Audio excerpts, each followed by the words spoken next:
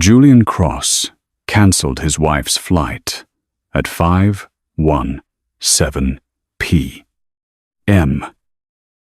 and by 7:40, Evelyn Hart was standing at the first-class counter at JFK with a passport in one hand and the future of his company in the other.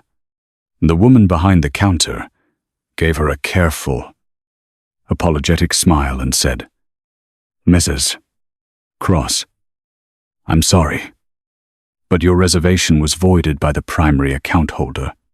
For a moment, Evelyn did not move.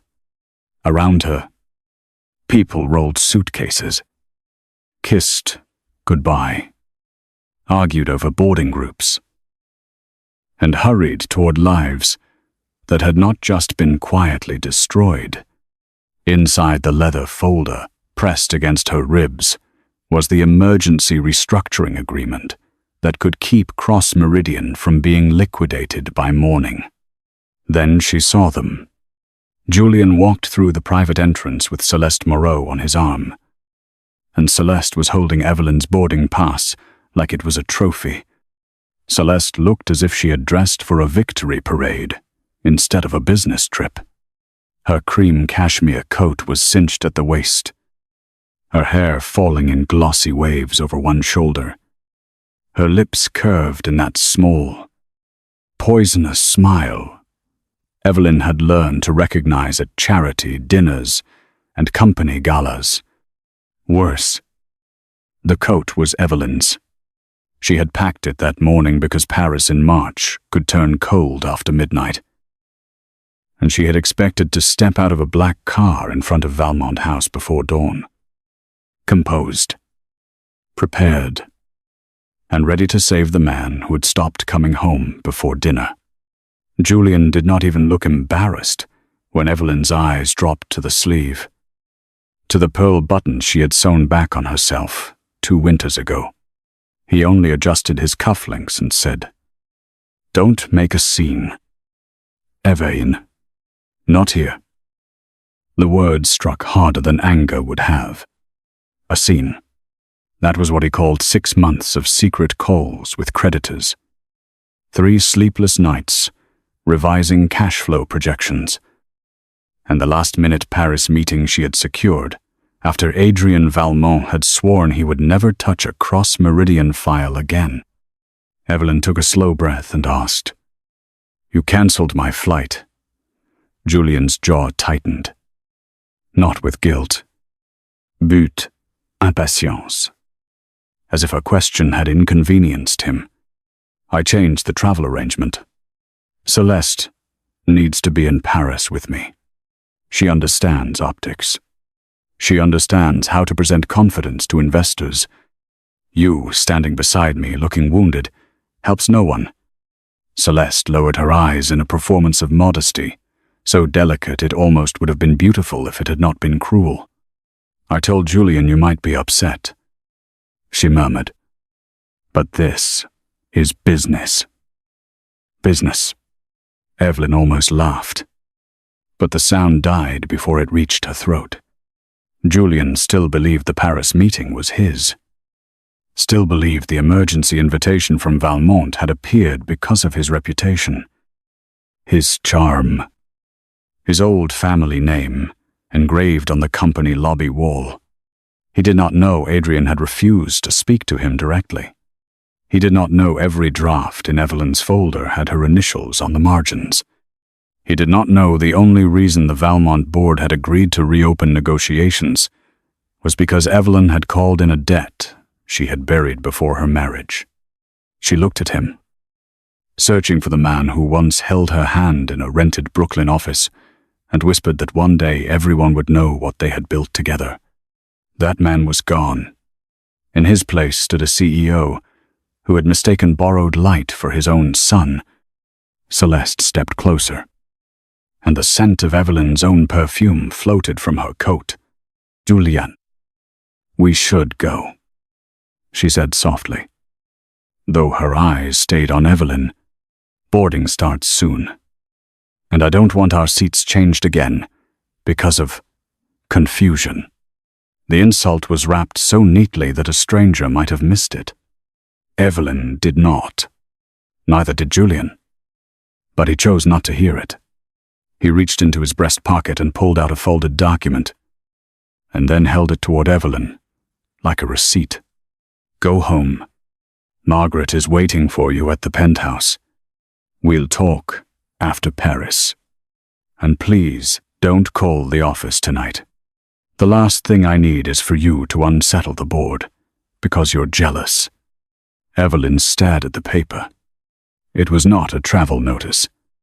It was a draft separation agreement. Unsigned. Prepared by his lawyer.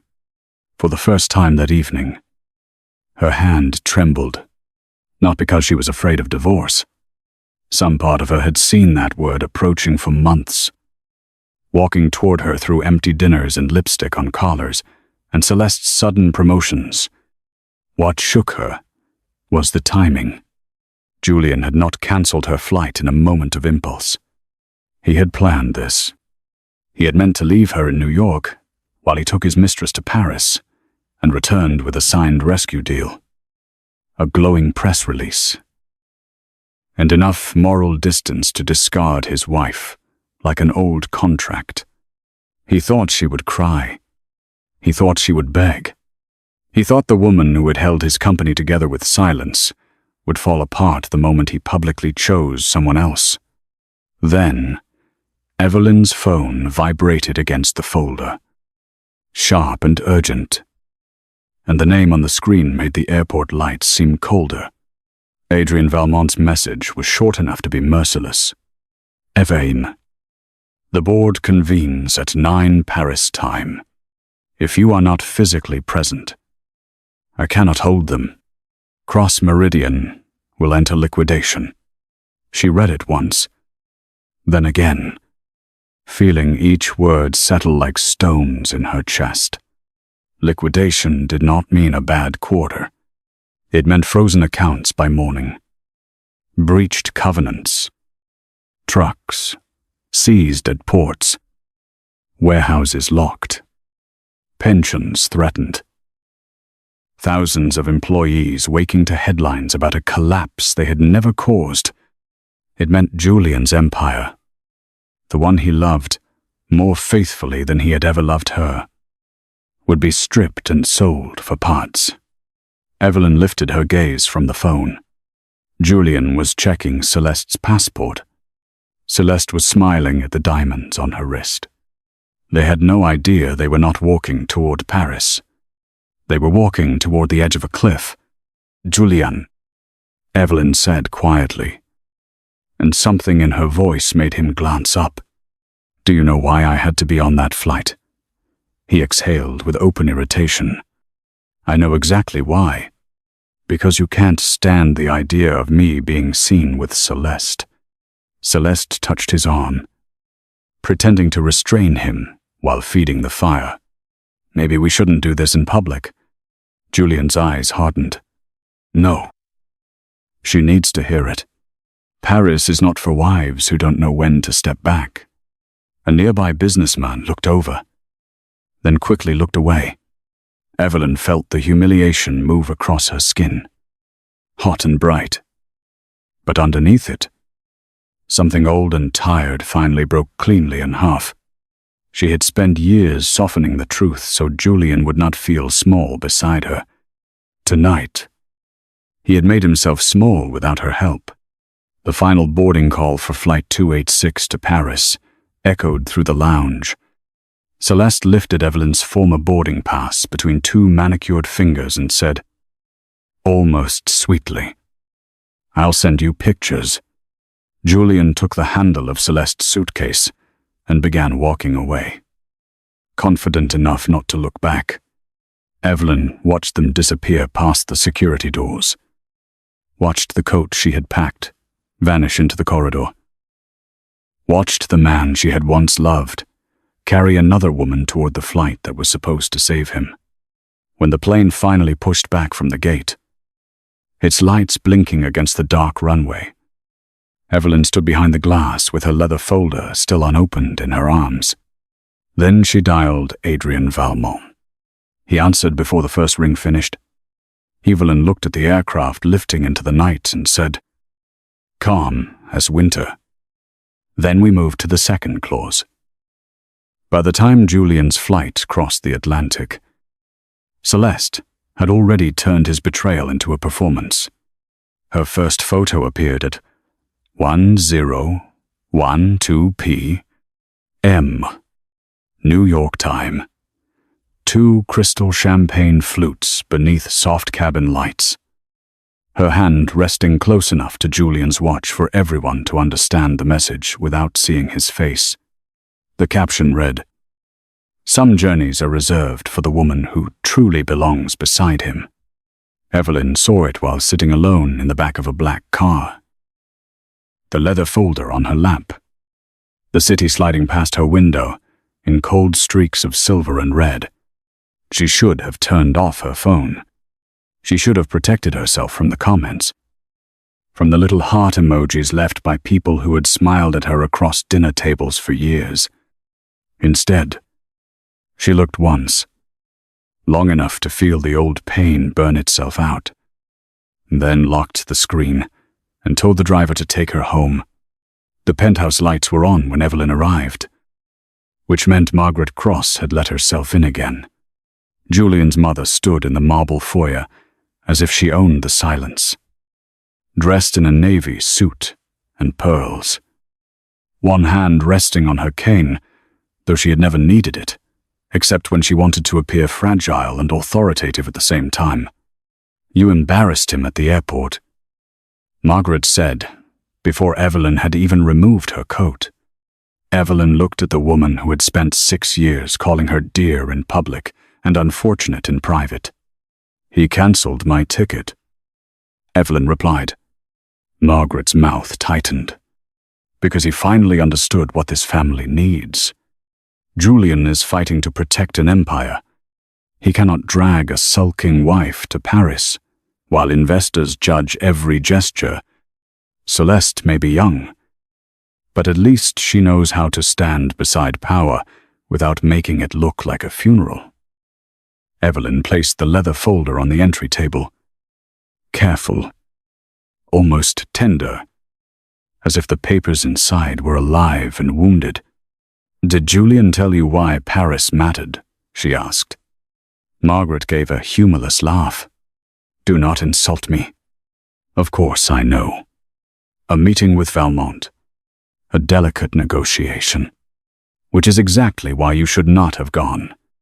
You have no training for rooms like that." Evelyn studied her mother-in-law's face, searching for the smallest flicker of doubt. There was none. Margaret truly believed what Julian had allowed her to believe, that Evelyn had drifted through this marriage as decoration. Tolerated because she was calm. Useful because she hosted dinners.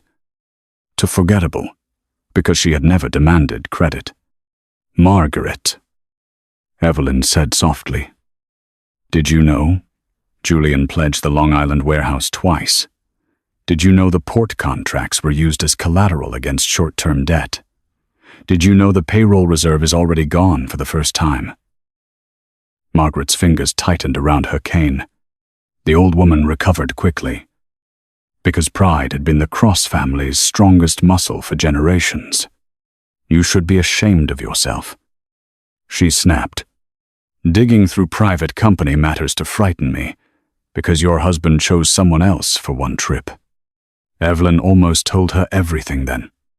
She almost opened the folder and laid the truth across the marble table and the missed loan covenants. The hidden losses from the Dubai expansion. The emergency bridge facility Adrian had agreed to only because Evelyn had personally guaranteed the restructuring plan. But Margaret's eyes were not asking for truth. They were demanding obedience. So Evelyn only said, "By morning, you may wish I had been on that plane." Margaret stepped closer, her voice dropping to the tone she used when servants were present. "By morning, you will have signed the separation papers and stopped poisoning this family with your bitterness." In Paris, Dawn broke pale and blue over the Seine, while Julian woke in a suite. Celeste had chosen for its balcony view and gold-trimmed mirrors. He was tired, irritated by jet lag, and faintly pleased by the way Celeste moved through the room in Evelyn's coat, as if she had always belonged in expensive places. She had ordered breakfast, arranged fresh flowers, and laid out his navy suit with the confidence of a woman rehearsing for a role she thought was already hers. "After today," she said, fastening his cufflink, "everyone will see you made the right choice. Valmont needs strength, not domestic drama." Julian allowed himself to believe her. He had spent the flight ignoring the small unease Evelyn's last question had left inside him. "Do you know why I had to be on that flight?" He had told himself it was manipulation. Evelyn had always been good at making silence feel like accusation. Valmont House did not look like a place where desperate men came to beg. It sat behind iron gates on a quiet Paris street. All pale stone, tall windows, and severe discretion. Julian arrived at 8:30 with Celeste beside him. Her hand looped around his arm for the benefit of any cameras that might exist. A receptionist escorted them not to the boardroom, but to a smaller waiting salon with no coffee, no welcome packet, and no view. Julian checked his watch. At 8:50, a woman in a charcoal suit entered, carrying a tablet. "Mr. Cross," she said, her French accent clipped and polite. "Chairman Valmont asks whether Mrs. Hart has arrived separately." Julian frowned. "You mean Mrs. Cross?" The woman looked down at her screen. "In our documents, she is Evelyn Hart." Celeste's smile thinned. Julian stood. "My wife is not part of this meeting. I am the Chief Executive Officer of Cross Meridian." The woman's expression did not change. That was what made it worse. She was not impressed, not offended, not even curious. The board's emergency session was convened for Mrs. Hart's presentation and verification of amended terms. Without her physical attendance, Chairman Valmont cannot proceed. Julian felt heat rise into his face. "That is impossible. This negotiation concerns my company." Celeste stepped in smoothly, though her voice had sharpened. Perhaps Evelyn called ahead. She was very emotional when we left. She may have created confusion. The woman finally looked at Celeste, and in that glance was the quiet dismissal Celeste had so often directed at others. "There is no confusion, Miss Moreau. There is only a missing authorized representative." Julian reached for his phone with more force than necessary. Evelyn answered on the fourth ring, and before she could speak, he said, "What did you do?" Evelyn stood in the penthouse study, where Julian's framed magazine covers still lined the shelves like portraits of a man who had believed his own myth. "Good morning to you too," she said. Julian's voice came through tight and furious. "Do not play games with me. Valmont is refusing to meet because you are not here." "What did you tell them?" Evelyn closed her eyes briefly. Even now, faced with a locked door in Paris, he thought the problem was her resentment, not his decision. "I told them the truth 6 months ago," she said. "I told them Cross Meridian could survive, but only if the board accepted a full restructuring and Julian Cross stopped hiding debt from his own directors." There was silence. Then his laugh, sharp and disbelieving. "You're insane. You think because you read a few files, you understand A global company. Evelyn looked at the folder on the desk. I understood enough to get you this meeting. Celeste's voice cut in from somewhere near him, sugary with panic. Julian, don't let her twist this. She wanted you humiliated because you didn't take her. This is revenge. The words settled between them like dust. Revenge. Evelyn thought of the warehouse managers who had emailed her at midnight because vendors were threatening to stop shipments. She thought of the junior analyst who had found the duplicate collateral schedules and cried because he thought he would be fired for noticing. She thought of herself, quietly, saving a company whose CEO now accused her of sabotage because she had not collapsed prettily enough after being betrayed. Ask Adrian why he wanted me there, Evelyn said. Julian's breathing changed. I don't need permission from my wife to speak to my own investor. No, Evelyn replied, almost gently, but apparently you needed my presence. He cursed under his breath and ended the call. At 9:07 M. Paris time. Adrian Valmont entered the emergency boardroom without Julian Cross. The directors around the long black table already knew what his face meant. He placed Evelyn's unsigned physical copy of the restructuring agreement at the head of the table, the space she should have occupied, and opened the session with a sentence that would travel across 2 continents by lunch. The authorized representative for the Cross Meridian Rescue Package is absent due to interference by the company's chief executive. At 9:12. Valmont's legal department issued a formal notice suspending the bridge rescue facility. At 9:13. Shiunu. 3 creditor banks triggered review clauses. At 9:45 inches, New York. Cross Meridian's pre-market valuation began to fall. Evelyn watched the first alert appear on the financial news feed in Julian's study. Across the bottom of the screen, the headline was brutally simple: Cross Meridian rescue deal in jeopardy after Paris meeting collapse. Margaret saw the headline from the foyer and came slowly into the study. The color drained from beneath her powder. What is that? She whispered. Evelyn did not answer immediately. Her phone buzzed with messages from board members who had ignored her for years and now suddenly remembered her number. Another alert followed Cross. Meridian shares indicated down 26% before opening bell. Margaret gripped the back of a chair. Evelyn, what did you do?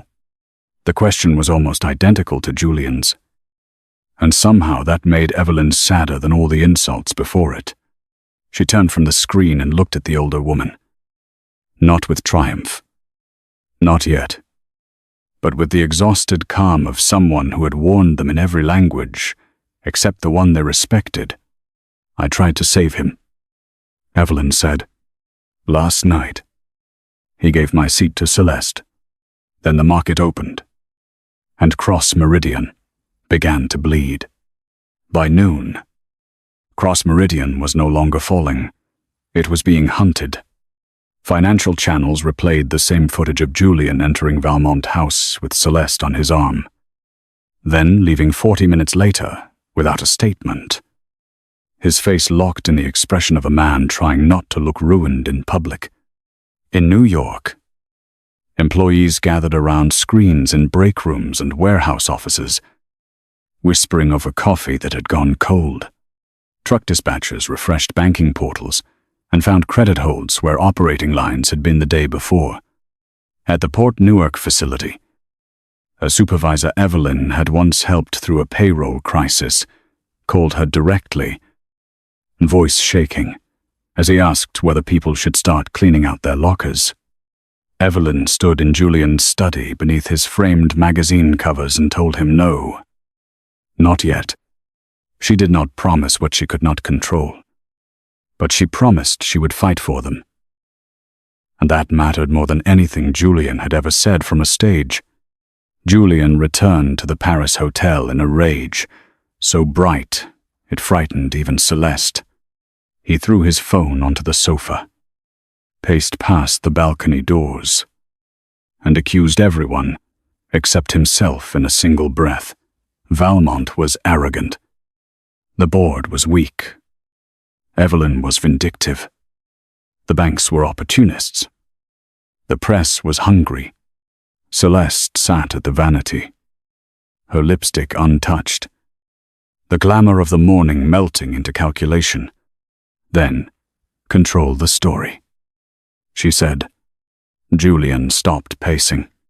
What? Celeste turned slowly, eyes bright with the kind of fear that disguised itself as strategy. If they think Evelyn was supposed to be there, make them understand why she wasn't. Tell them she was unstable. Tell them she interfered with corporate documents. Tell them she became obsessed with humiliating you after discovering our relationship. Julian stared at her, as if the suggestion had crossed a line. But only for a second. Then his pride found the door she had opened, and walked through it. The anonymous article appeared less than an hour later. Its headline was vicious in that polished way expensive publicists preferred. Sources say CEO's wife sabotaged Paris rescue talks amid marital breakdown. Evelyn read it at the dining table, where she and Julian had once planned their first anniversary trip. And the room so quiet, she could hear the city far below the windows. The article described her as emotional, isolated, resentful of Celeste's professional influence, and unqualified to involve herself in complex financing. It did not mention the duplicate collateral schedules. It did not mention Julian's hidden losses. It did not mention that every revised term Valmont considered had come from Evelyn's hands. Margaret stood nearby, reading from her own tablet, and Evelyn saw the moment relief crossed her mother-in-law's face. A lie had given Margaret something familiar to believe. Perhaps now. Margaret said carefully, "You understand how much damage bitterness can do." Evelyn looked up at her, and the room seemed to lose several degrees of warmth. "You think I leaked this?" Margaret did not answer directly. "I think wounded women sometimes confuse punishment with justice." For a few seconds, Evelyn could only hear the pulse in her ears. 6 years of swallowed insults, softened truths, dinners hosted while Julian took credit for her numbers, mornings spent correcting his briefings before he woke. And still the Cross family could look at a lie and find her reflection in it because it suited them. Her phone buzzed again. This time, it was not a reporter or a board member. It was Adrian Valmont. His message read, "I am boarding for New York. Do not speak publicly before I arrive. They have forced my hand." Evelyn closed her eyes, and the first true tear of the day slipped down her cheek. Not because she was weak, but because she was finally tired of protecting people who kept mistaking mercy for permission. In Paris, Celeste was already packing. Not obviously. Not enough for Julian to notice, if he remained distracted. But enough that the jewelry he had bought her went into a private pouch instead of the hotel safe. And her passport stayed in the small black handbag she kept close to her body. Julian was on the phone with his legal team, ordering them to prepare claims against Evelyn for breach of fiduciary interference. Though no one could explain what fiduciary duty a wife supposedly owed to a board that had never admitted she existed, Celeste watched him from the bedroom doorway and felt the first cold edge of doubt. She had wanted the man from magazine covers, the one with private jets and old money confidence, the one who could make society doors open. She had not wanted a cornered executive whose bank accounts could freeze before dinner. When he ended the call, she crossed to him and placed a hand on his chest.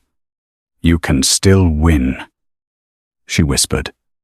"But only if you make them afraid of her." By late afternoon, the Cross Meridian boardroom was full of men who had spent years speaking over Evelyn at gala tables, and now avoided her eyes, as if she were the bill collector. Margaret sat at one end, rigid with outrage. The acting general counsel shuffled papers he had not read carefully enough. Evelyn sat alone near the windows, wearing the same black suit she had worn to the airport. Her leather folder finally opened before her when Adrian Valmont entered. Conversation died at once. He was not tall in an obvious way, not theatrical, not loud, but he carried the dangerous calm of a man accustomed to moving money large enough to change skylines. Julian appeared on the central screen from Paris. Celeste, just behind his shoulder, both framed by hotel elegance that now looked like evidence. Julian spoke first. "Adrien, whatever Evelyn has told you, this is a domestic matter that has gotten out of control." Adrien did not sit. He placed a slim file on the table and looked directly at the screen. "No, Mr. Cross, this is a corporate failure, disguised for too long as a marriage problem." The words landed with surgical precision. Julian's face darkened. "Be careful." Adrian ignored the warning. 6 months ago, Mrs. Hart contacted my office with proof that Cross Meridian had breached leverage covenants on 3 secured facilities. She also provided a viable restructuring model, identified non-essential assets for sale, negotiated preliminary tolerance from 2 creditor groups, and persuaded me to reopen a rescue package I had already declined. The boardroom was silent, except for the faint hum of the screen. Celeste's hand dropped from Julian's shoulder. Margaret whispered, "That cannot be true." Adrian finally turned to her. "Madam, it is the only reason your son's company survived long enough for him to cancel the wrong plane ticket." Julian laughed once, but the sound cracked in the middle. "Evelyn doesn't have that authority. She was never part of executive management." Evelyn watched him carefully, and for the first time since the airport, she saw something like fear interrupt his anger. Adrian opened the file and withdrew copies of emails, signed acknowledgement letters from creditor, counsel, and a marked restructuring schedule covered in Evelyn's notes. "Authority is not the same as title," he said. "Your board failed to ask who kept producing answers when you had none." The general counsel went pale as he recognized documents he had forwarded without understanding their origin. One director leaned toward Evelyn and asked, almost pleading, "Why didn't you tell us?" Evelyn looked at him then. Really looked, remembering every meeting where she had been introduced as Julian's wife, and nothing more. "Because every time I spoke," she said, "you waited for Julian to repeat it before believing it." The room had barely absorbed that when Adrian placed a second folder on the table. This one was sealed with a dark blue band and marked confidential under European regulatory language. Evelyn's breath caught, because she knew what it contained. She had hoped never to use it in front of Julian, not because he deserved protection anymore, but because some truths, once opened, burned everyone nearby. Julian noticed her reaction and seized on it. "What is that?" he demanded. Adrian rested one hand on the folder. The contingency authorization triggered when Cross Meridian's chief executive obstructed the authorized representative's attendance at the Paris board session. Celeste's face drained. Margaret looked from Adrian to Evelyn, as if seeing a stranger seated in her family's house. Julian leaned closer to the camera. "Authorized by whom? For the first time." Evelyn answered before Adrian could. Her voice was quiet, but it carried through the room like a door locking by me. Julian.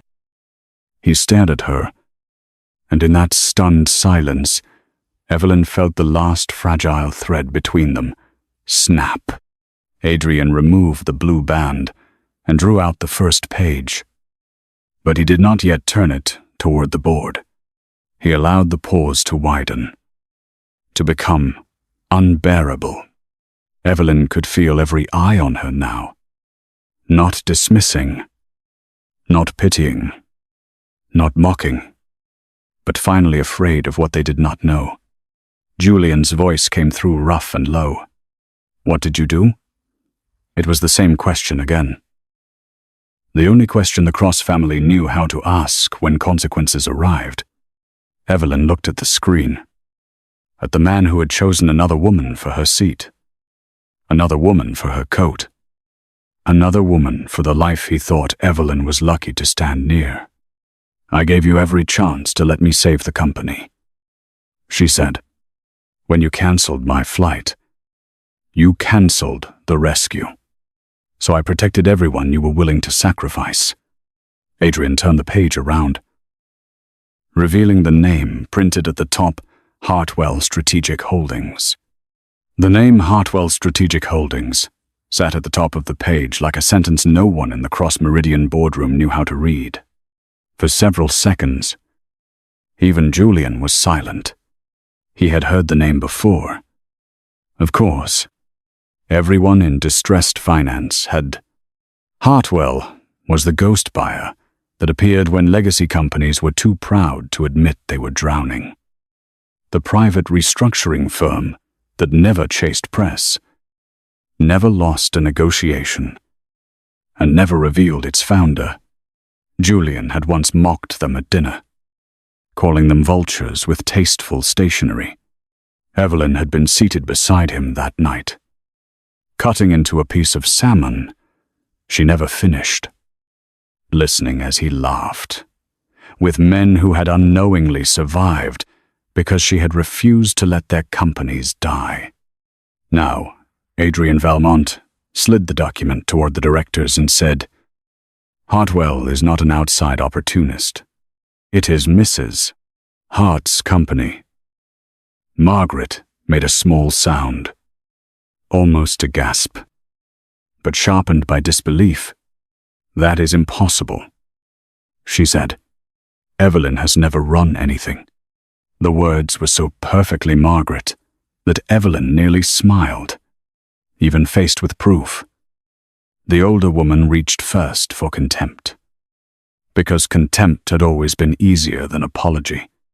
Adrian turned another page, revealing corporate filings, acquisition records, and private authorizations bearing Evelyn's signature from years before she had ever become Mrs. Cross. "Before her marriage," he said, "Evelyn Hart led 3 cross-border restructurings. Your son studied in business school. After her marriage, she stepped back from public leadership at her husband's request." Julian's face changed. It was not guilt yet. Guilt required love. This was worse for him, calculation breaking apart. He was remembering every night Evelyn had corrected his speeches. Every morning, a solution had appeared on his desk after he had gone to sleep. Angry. "You told me you were done with finance," Julian said from the screen, his voice low and dangerous, as if she had betrayed him by having existed before him. Evelyn looked at him, and the memory came back with painful clarity. Their first year of marriage, when a magazine had described him as a rising titan guided by a mysterious female strategist. He had smiled in public, then shattered a glass in their kitchen that night. He had told her he could not build a company, while people whispered that his wife was the real mind behind it. She had loved him enough, foolishly enough, to disappear. "No," she said. "You told me our marriage would be easier. If I let the world believe I was done. Julian's mouth parted, then closed. Celeste stared at him, realizing with visible horror that she had not stolen a neglected wife's seat. She had stolen the seat of the only person holding the plane together. Adrian continued before Julian could recover. The original rescue agreement required Mrs. Hart to appear in Paris and personally verify the amended creditor schedule. Mr. Cross cancelled her travel and replaced her with an employee who had no authorization, no financial role, and no security clearance. That action constituted obstruction under the emergency terms. The general counsel pressed a hand to his forehead. One director swore softly. Another pushed back from the table, as if distance could protect him from liability. Evelyn felt no satisfaction watching them panic. These men had ignored warnings, because those warnings arrived in a woman's quiet voice, not in Julian's confident tone. Still, she had not built the contingency clause to punish them. She had built it because she knew Julian better than they did. She had known there was always a chance his ego would step between the company and salvation. What exactly does this clause do? One director asked. Though his face suggested he already understood enough to be afraid, Adrian nodded to Evelyn.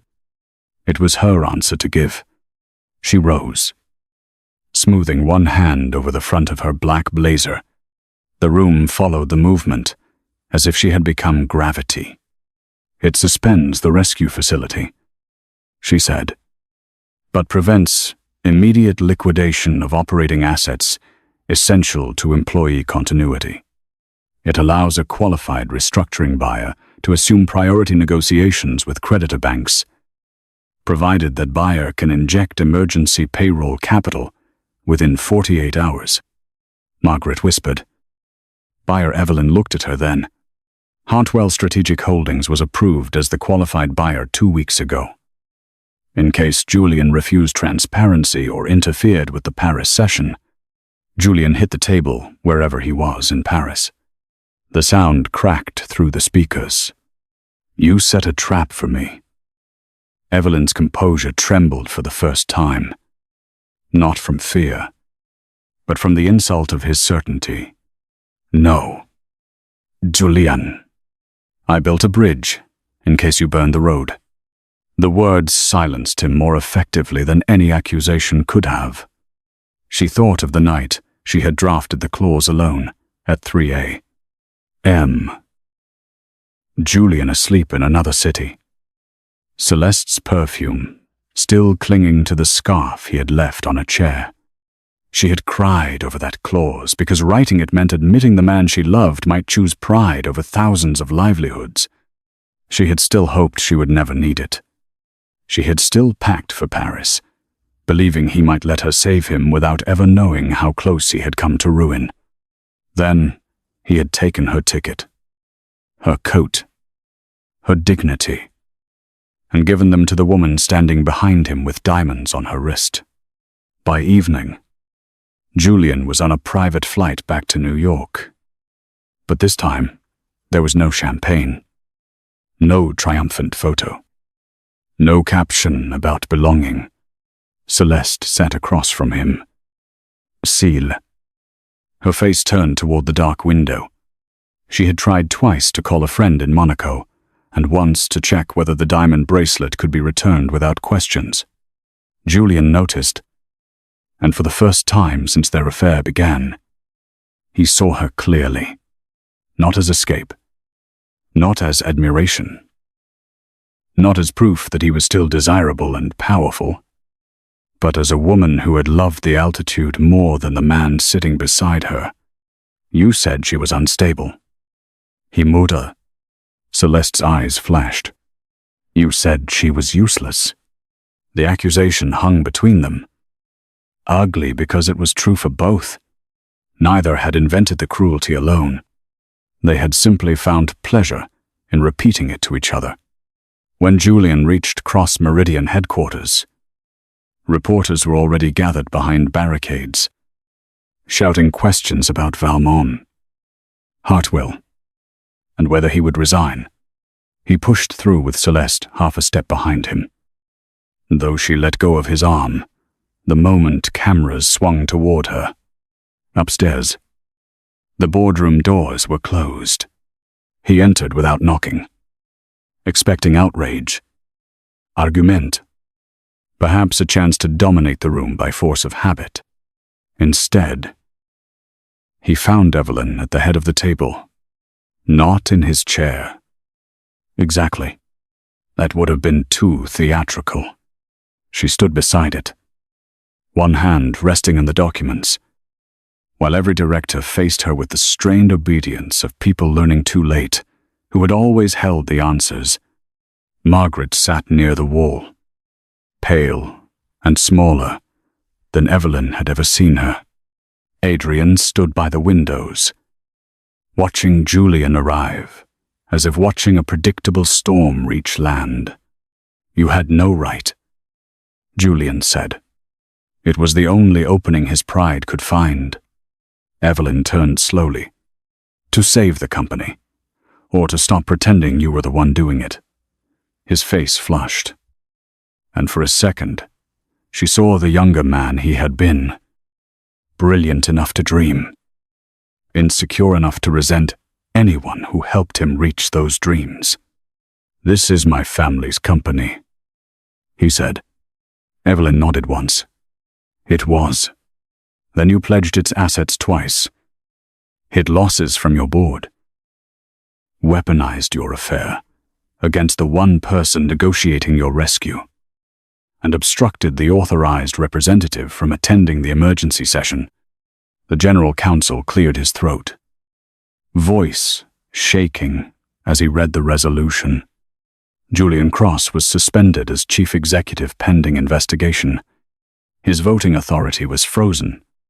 All operational decisions were transferred temporarily to a restructuring committee chaired by Evelyn Hart. Celeste moved toward the door before the vote was even finished. Julian noticed and grabbed her wrist. "Where are you going?" he demanded. She pulled free, suddenly embarrassed by his touch in front of people who no longer feared him. "I'm not part of this," she said. Evelyn looked at the cream coat still draped over Celeste's shoulders. "No," Evelyn replied. "You made sure everyone saw you were part of it." Celeste's mouth tightened, but she said nothing. Security entered quietly. Not for violence, but for protocol, and escorted her out to surrender company devices, access cards, and the corporate jewelry account Julian had foolishly approved under promotional expenses. Margaret covered her face with one hand. Julian stared after Celeste, as if she had betrayed him, which was almost funny. Evelyn had to look away, because there were some ironies too bitter to taste. The signing happened at 8:43 p.m. under white boardroom lights, without music, applause, or the glamour Julian had always imagined for historic moments. Evelyn signed on behalf of Hartwell Strategic Holdings. Adrian signed for Valmont's creditor consortium. The acting general counsel countersigned with a hand that visibly shook. With each stroke of the pen, Cross Meridian ceased to be a monument to Julian's pride and became something salvageable. The first emergency capital tranche would protect payroll. The port liens would be renegotiated. The warehouse workers would keep their jobs. Julian stood across the table, watching his name become less powerful than hers. When the final page was turned, Evelyn removed the Cross Meridian nameplate from the head of the table and placed it flat beside the documents. "Effective immediately," she said. "The company will operate as Hartwell Meridian during restructuring." Julian whispered her name then, not as a command, but as a plea. Evelyn looked at him. and for one dangerous heartbeat, she remembered loving him. She remembered the cheap Brooklyn office, the shared noodles after midnight, the way he had once kissed ink from her fingers after she finished their first investor deck. But memory was not redemption. Pain was not proof that something deserved to be saved. Julian stepped closer, his voice breaking under the weight of consequences he could no longer outsource. "I didn't know," he said. "Evaine, if I had known who you were." She held up one hand, and he stopped.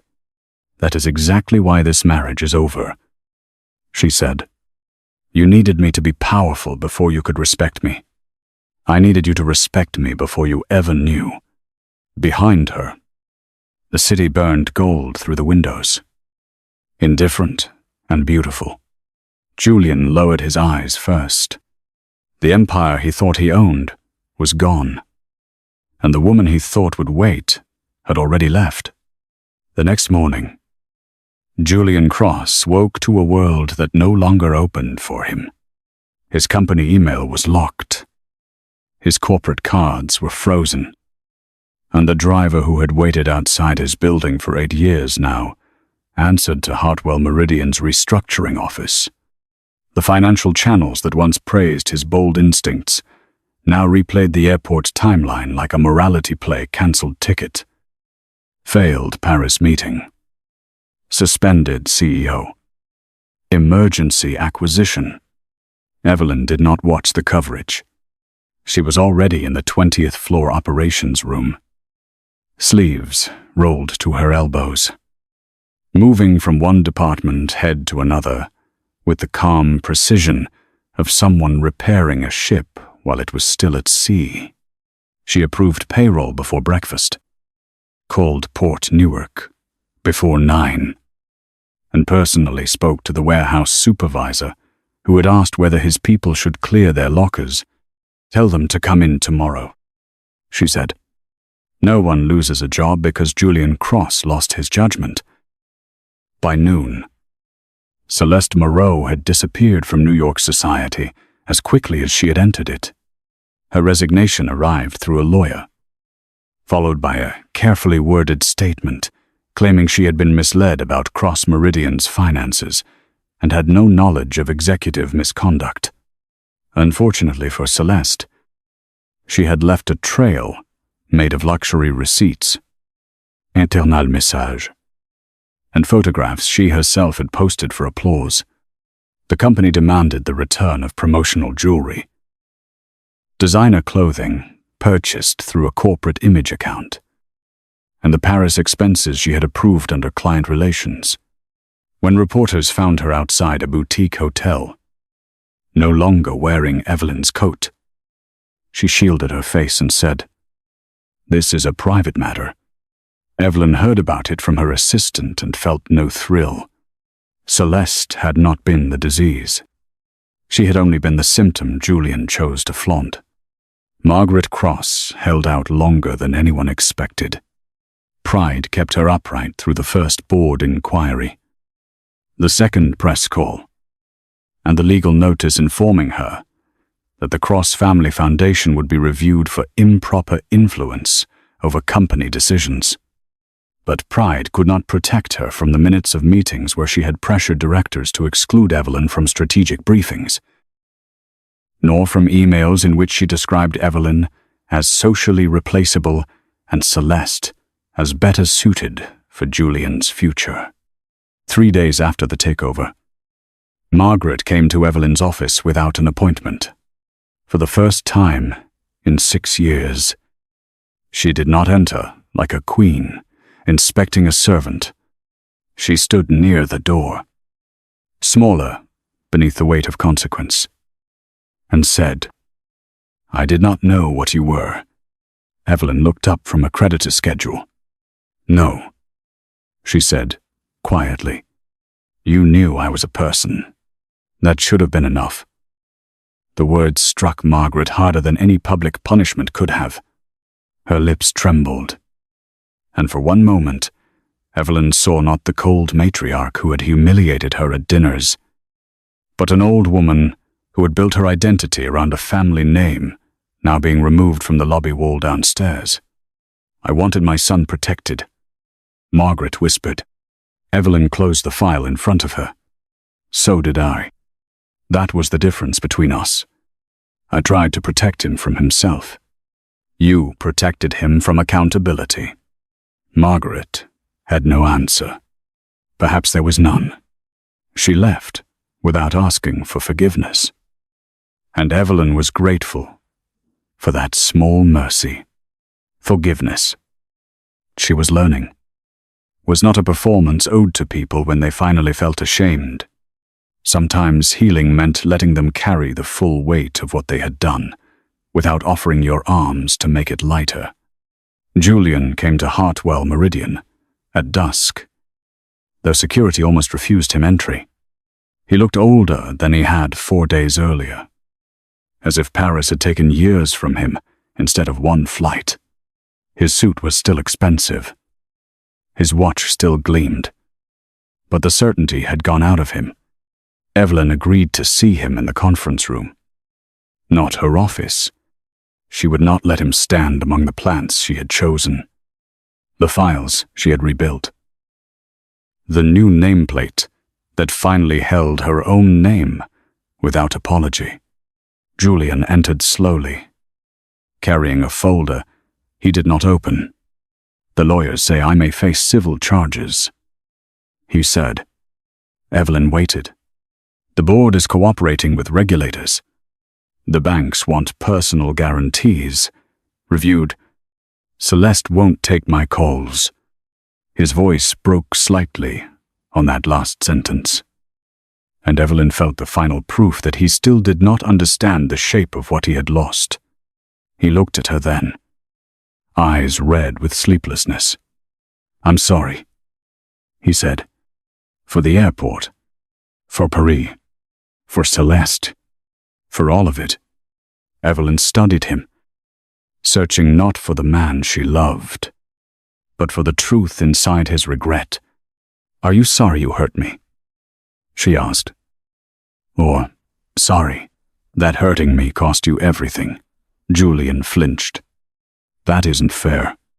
No, Evelyn said. What wasn't fair was making me small so you could feel large.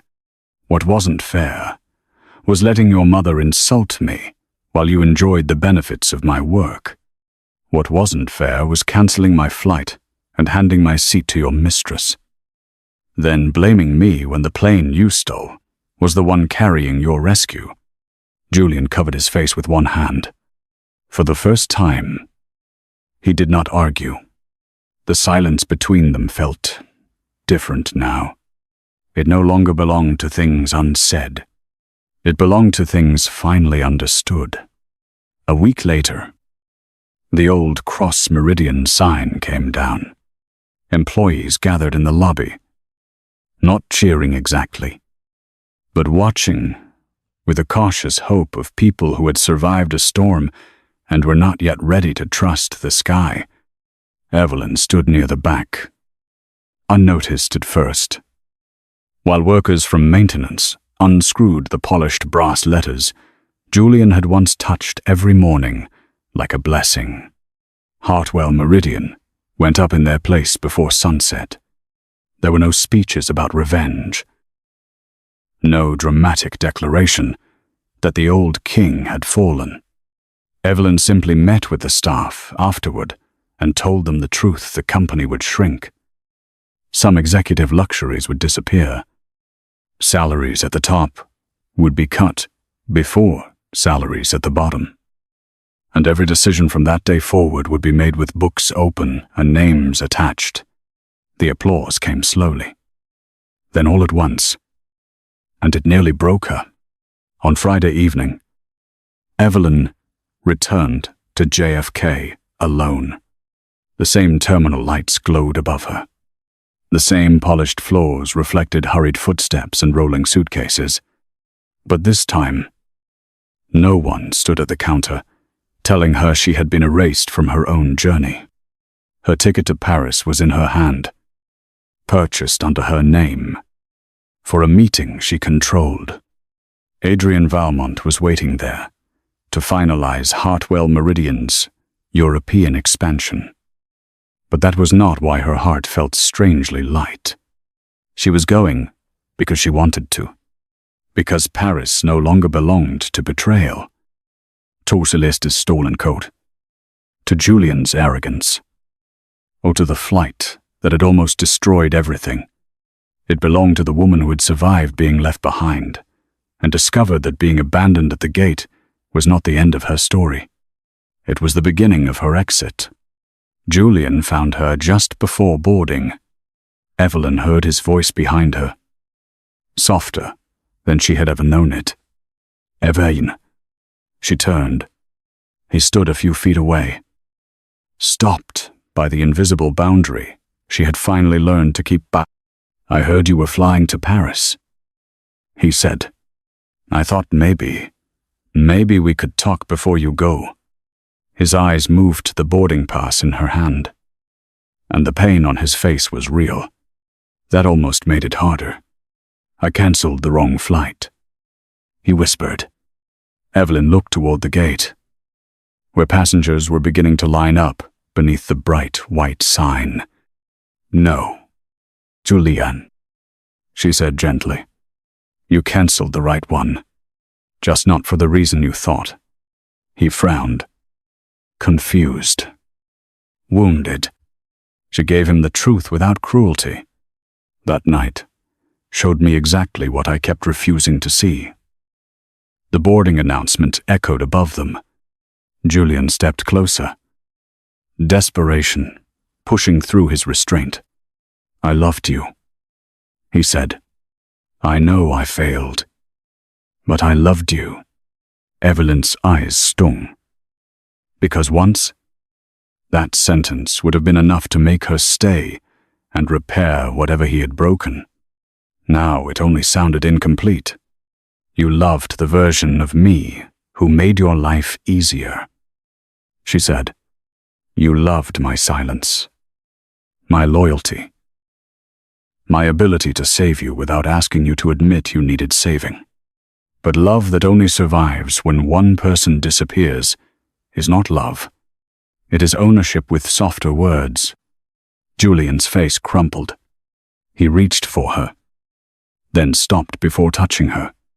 That restraint was the kindest thing he had given her in years. Is there any way back? He asked.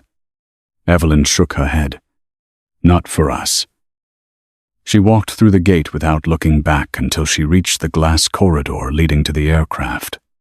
Outside, the plane waited beneath the runway lights, silver and still, ready to carry her toward a city that had once been the deadline for someone else's salvation. Evelyn paused with one hand on the rail and allowed herself one final glance toward the terminal. Julian remained where she had left him. A man surrounded by travelers and yet entirely alone. She did not hate him in that moment. Hatred would have been another chain. She felt sorrow, gratitude for the lesson, and a clean, unfamiliar peace. Then she turned away. The flight Julian had stolen had nearly cost him his company. But the flight Evelyn took now gave her something far more valuable than revenge. It gave her the rest of her life. And this time, no one else held the ticket.